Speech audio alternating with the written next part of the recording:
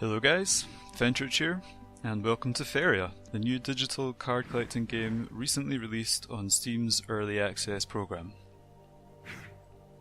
Much like in other digital CCGs, Faeria allows you to craft your own deck of 30 cards to challenge your opponent with.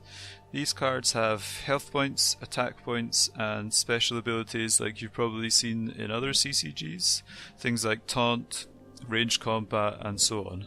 And what makes Faeria stand out from other CCGs is the living, breathing board on which you place the cards in your deck. So every turn you have the option to place land, which you then place your creature cards on before dueling it out with your opponent in an almost chess-like tactical battle that extends itself above the level of any normal CCG that I've played before. So the ultimate goal in Faeria is to reduce your opponent's health from 20 to 0 before they attempt to do the same to you. Of course, there are many different strategies you can use to achieve this, but in the match that I'm playing just now, you can see that I've placed my land so that it reaches the two glowing Faeria wells at either side of my character at the bottom of the screen there. And what happens if you keep your creatures next to these wells, it essentially gives you extra mana each turn to cast spells and place other creatures. It does mean that you have a pretty slow start to the game though, so you have to kind of craft your deck around a slower start.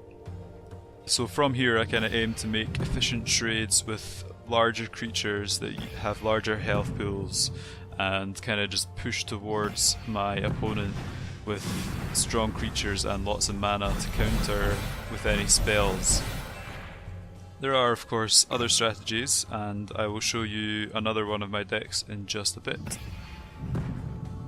I find Faeria to be a very fair game compared to some other CCGs that I've played, and I mean that in the sense that it relies a lot more on individual player skill rather than single cards or combos which can randomly and drastically change the course of a match.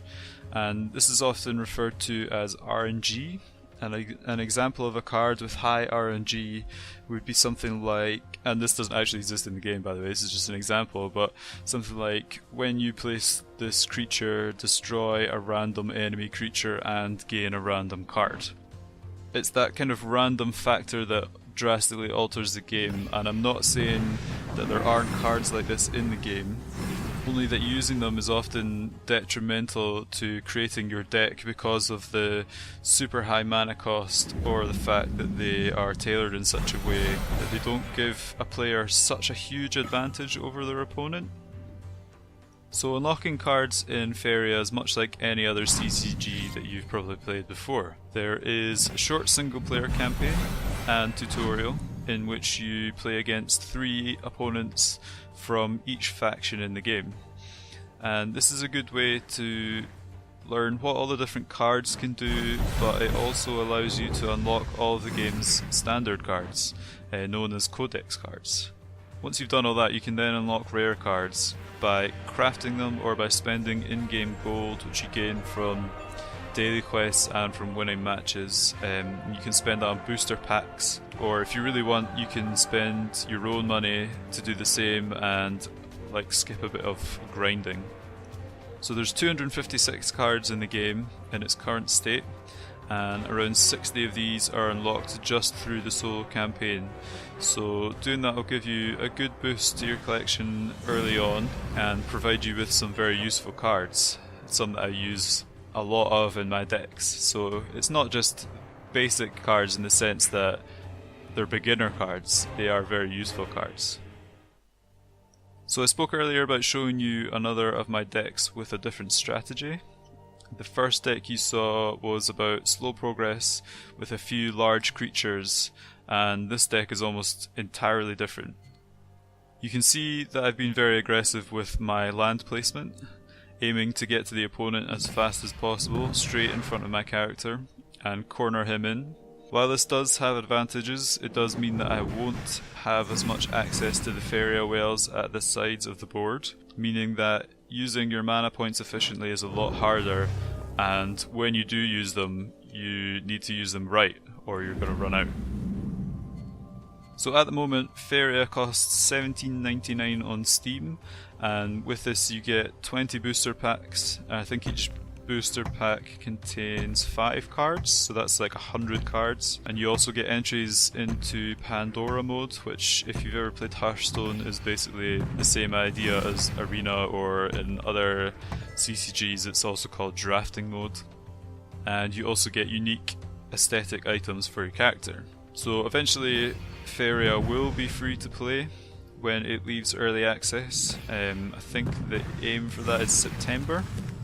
If you get into the game after September, the bonus cards and Pandora tickets will be gone. Assuming that Pandora entry is around 100 gold, this bonus would have cost 3000 in-game gold, which would take a good while to farm. So if you like the look of the game, it's really up to you whether you want to jump in during early access, pay the $17.99, get the extra cards, which means you don't have to grind, and a few extra things on top of that. You also support the developers, and yeah, you get an instant boost to your collection. Or you can wait out and play for free later on. So thanks for watching, guys. Hopefully you've enjoyed the video. If you have, I'd encourage you to like the video and subscribe to the channel. I'll be doing more videos like this in the future, and it would be great to have you guys all along. If you have any questions about Faeria, comment below the video, or as always, you can reach me on Twitter and I will try and get back to you as many people as possible. Links to my Twitter and a lot of other useful stuff relating to Faeria can be found in the description as well. So thanks for watching, guys, and I will see you next time.